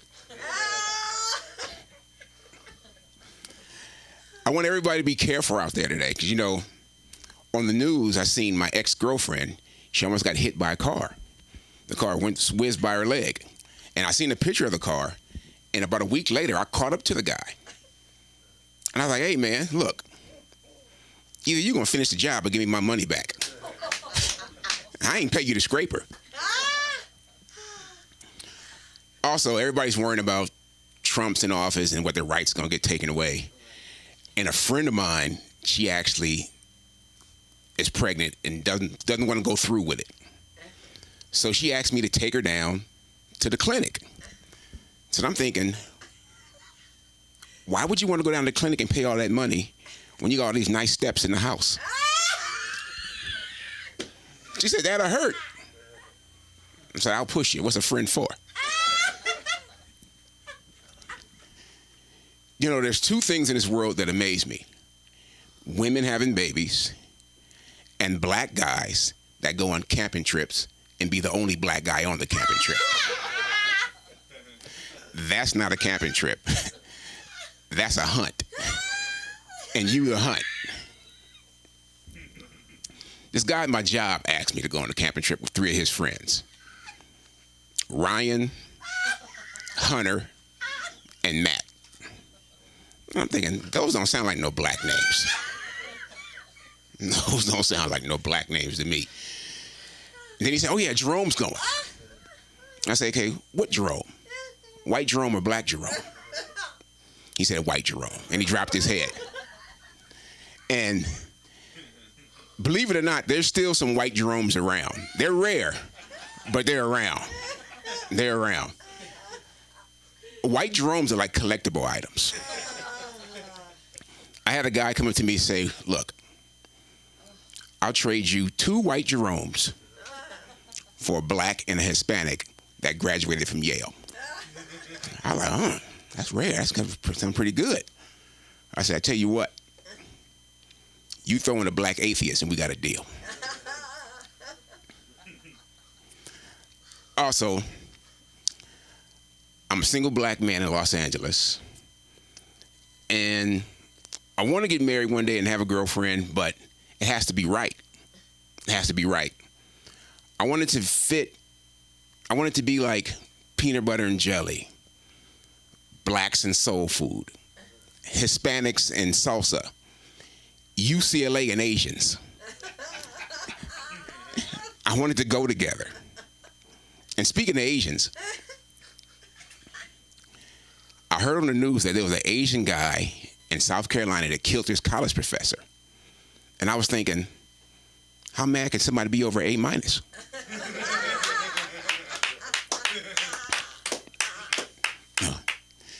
You know, this year I've done 2 new things. I learned how to drive a bus, and I took a drink for the first time. First time this year. Now, you're going to need a drink to drive the bus because of the people who's on the bus. So I'm driving the bus one day, and 2 guys get on the bus. One guy gets on the bus, a homeless guy. Another guy gets on the bus with a guy with a parrot on his shoulder. So the homeless guy asked me to let him off on a stop where there wasn't a bus stop. I told him I couldn't do that. You got to get off on the regulation stops. So he gets mad at me, and before he gets off the bus, he says, you drive like a girl. I'm like, oh, okay, no big deal. And that wasn't a big deal. The big deal was the guy with the parrot heard that. And he kept on saying, drive like a girl, drive like a girl, drive like a girl. So I'm like, okay, this parrot needs to shut up. So I lean over to the parrot, and I say, I hear parrots taste like chicken. And you can tell he got real mad. His feathers got ruffled up. And he wanted to call me a name. But I heard parrots can't pronounce the letter N. So I heard on TV today, I heard a commercial says, 1 out of 10 kids haven't eaten today.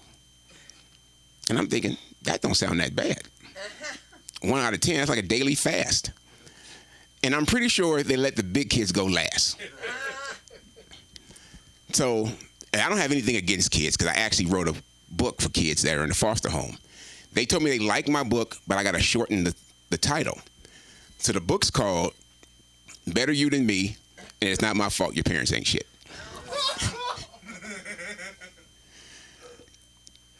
So I do like kids. One day I may have them. But speaking of big kids, is it me, or do you feel a certain kind of way giving fat homeless people money? It doesn't seem like they go together. It doesn't seem like they go together. When I see a fat homeless person, it's like I want to put them in my car and drop them off in the neighborhood where the trash has less calories.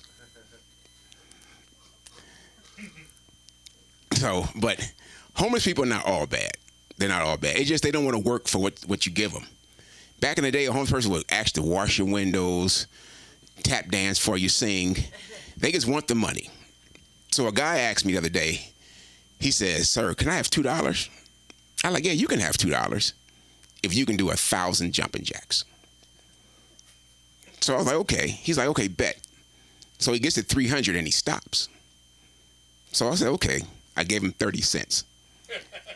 8 hours pay, 8 hours work, 8 hours pay. So I'm thinking about it. When I'm driving home, I think, I hope I start feeling a certain way. I said, he did 300 jumping jacks. I gave him 30 cents. And then the last two, he didn't really jump. He didn't put the jack to it. He has jumped. So he did 300 jumping jacks. I gave him 30 cents. That motherfucker owed me a nickel. But homeless, they're not all bad. They're not all bad. I actually bought a bike. I started working out. I bought a bike off a homeless guy that I know it was minimum worth at least $3,000. He gave me the bike for 2 bags of cans and a half-eaten sandwich. The problem was when he brought it back the next day, the back tire was on flat. So, me being fair, I took another bite out the sandwich. Today's price is not yesterday's price.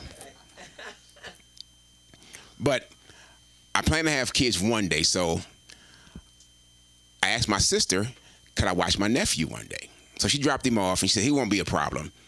He'll be in the room. He'll play his video games. If he wants something to drink, he'll come out and get it from you.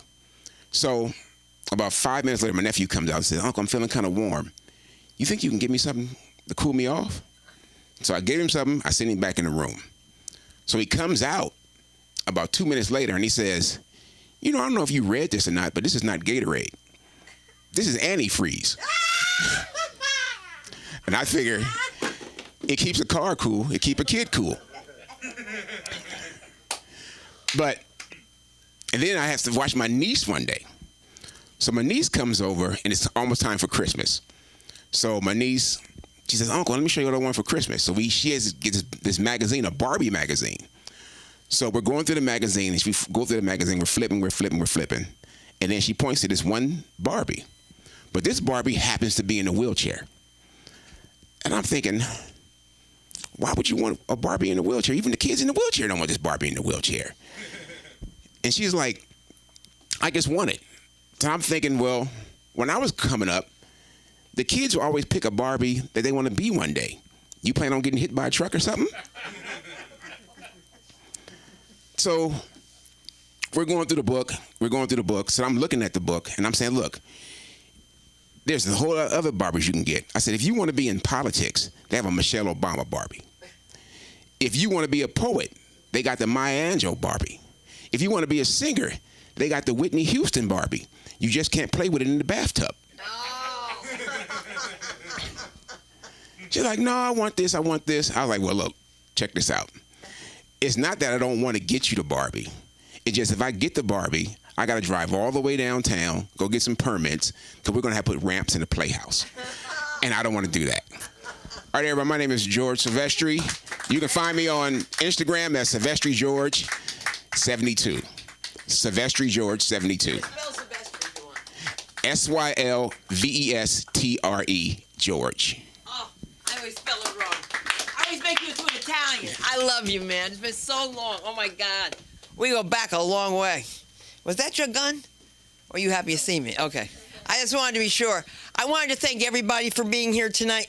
LA School of Comedy, we really do love all of you. And thank you, Billy Ramirez, for making this all happen. Can you please follow us, like us? And if you didn't put your information into the iPad, make sure you do, and I'll give you the iPad and put your information so that when people... And yes, people watch and people call and people ask, and I don't know. So I'm so glad you said your name so clearly. And my name is Sunda Kronquist at Sunda Live on all platforms. Don't forget to watch me, Sunda Live from Hollywood on Prime Video. So that means you got some money. I'm kidding. All right. Good night, everybody, and God bless you. Thank you.